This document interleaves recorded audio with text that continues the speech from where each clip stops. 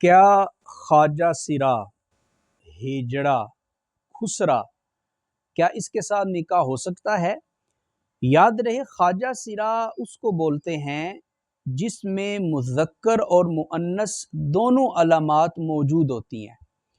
اگر کسی خواجہ سرا میں مذکر کی علامات زیادہ ہوئیں تو وہ مرد کے حکم میں ہے،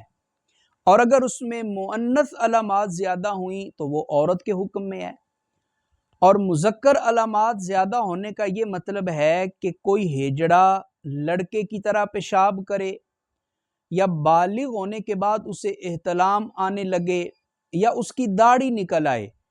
تو اگر یہ مذکر علامات غالب ہوں تو وہ کسی لڑکی سے نکاح کر سکتا ہے، کیونکہ وہ مرد کے حکم میں ہوگا۔ اور اگر خواجہ سرا میں مؤنث علامات زیادہ ہیں، یعنی وہ لڑکیوں کی طرح پیشاب کرے، یا اس کی چھاتی یعنی اس کے پستان ابر آئیں،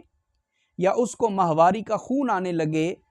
تو اب اس میں مؤنث علامات زیادہ ہونے کی وجہ سے اس پر لڑکی کا حکم لگے گا، لہٰذا ایسے ہیجڑے کا کسی مرد کے ساتھ نکاح درست ہے۔ البتہ اگر کسی خواجہ سرا میں مذکر اور مؤنث دونوں علامات اس طرح پائی جائیں کہ کبھی وہ لڑکے کی طرح پیشاب کرے، کبھی لڑکی کی طرح پیشاب کرے، یعنی کوئی علامت غالب نہ ہو، دونوں علامات ایک جیسی پائی جائیں، تو اس کو فقہی اصطلاح میں خنثی مشکل کہتے ہیں، اور اگر کوئی ایسا ہجرہ ہے تو پھر اس کا نکاح درست نہیں ہوگا۔ واللہ اعلم بالصواب۔